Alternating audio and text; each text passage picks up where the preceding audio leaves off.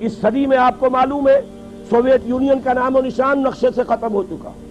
یہ تو چونکہ ابھی ریسنٹ بات ہے، سب کو یاد ہے.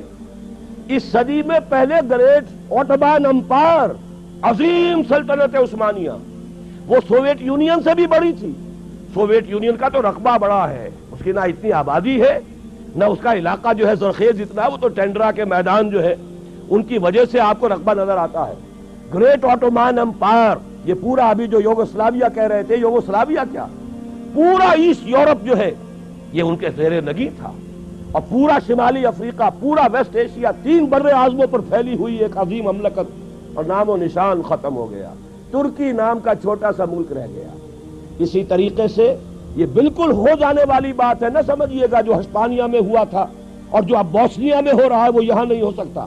اس لیے کہ بھارت کے ہندو کا یہ ڈکلیئرڈ آبجیکٹو ہے کہ اس زمین کو پاک کرنا ہے. یہ نجس ہے، یہ ملچ ہے مسلمان، اور ان کو یہاں سے ختم کر کے دم لینا ہے. دیو رس کا ابھی ایک سرکولر شائع ہو چکا ہے. تمام ہندو سماجی سیاسی تنظیموں کو اس نے یہ لیٹر بھیجا ہے، سرکولر بھیجا ہے کہ اب وقت آ گیا ہے کہ ہم کمر کس لیں کہ بھارت کی پاک سرزمین کو مسلمانوں کی نجاست سے ہمیں پاک کرنا ہے. اور میں آپ کو یقین دلاتا ہوں کچھ تھوڑا سا رد عمل پاکستان اور بنگلہ دیش میں تو ہوگا، باقی پوری مسلم ورلڈ میں کوئی رد عمل نہیں ہوگا. میں گارنٹی، آئی اسٹینڈ گارنٹی، کہیں سے کوئی رد عمل نہیں ہوگا.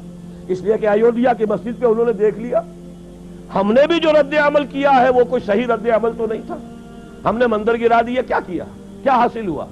بدنامی دنیا میں مول لے لی، دینی اعتبار سے بھی غلط اور دنیاوی اعتبار سے بھی غلط. فائدہ کچھ نہیں، نقصان ہی نقصان. لیکن یہ کہ بنگلہ دیش میں ہو گیا، پاکستان میں ہو گیا، باقی پوری دنیا میں کسی نے یہ بھی نہیں کہا کہ یہ دوبارہ مسجد بن جانی چاہیے، ورنہ ہم اپنے تجارتی تعلقات ختم کر لیں گے. سفارتی تو بہت دور کی بات ہے، کوئی الٹیمیٹم وار تو بہت دور کی بات ہے. تجارتی تعلقات ختم کرنے کی بھی کسی ایک مسلمان ملک میں دھمکی نہیں دی. تو انہوں نے نبض دیکھ لی ہے کہ غیرت نام تھا جس کا گئی تیمور کے گھر سے. اور اگر بھارت میں یہ کچھ ہو گیا تو آپ یہ جان لیجئے بھارت کے جو عزائم ہیں، میں نے یہ چیزیں لکھی ہیں، پچھلی جمعے کو چھپ چکی ہیں. بھارت کے عزائم صرف بھارت تک نہیں ہیں.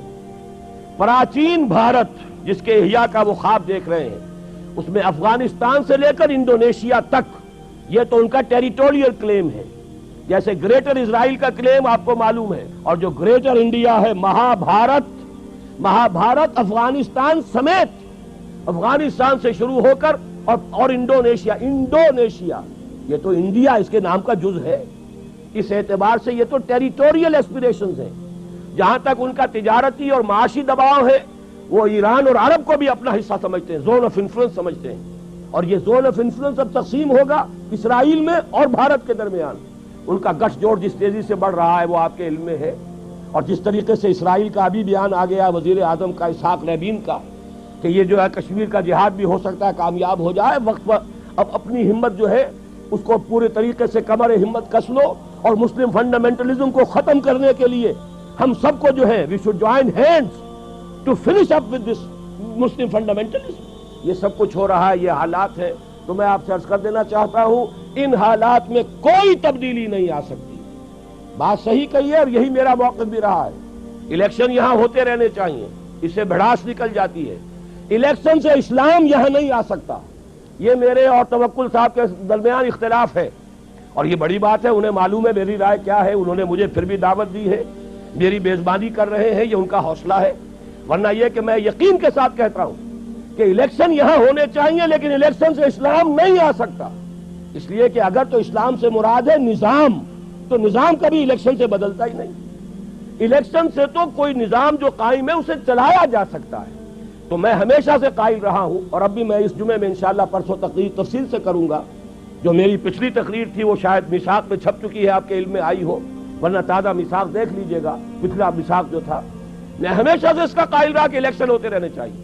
لیکن جو اصل ہے اس ملک کے لیے استحکام وہ اسلام سے ہوگا، اور اسلام سے مراد اسلام کا نظام خلافت، وہ مکمل پولیٹیکو سوشو اکنامک سسٹم جو دور خلافت راستہ میں قائم رہا تھا، وہ اسلام اگر آئے گا تو پاکستان نہ صرف خود مستحکم ہوگا بلکہ دنیا میں عالمی نظام خلافت کا نقطہ آغاز بن جائے گا.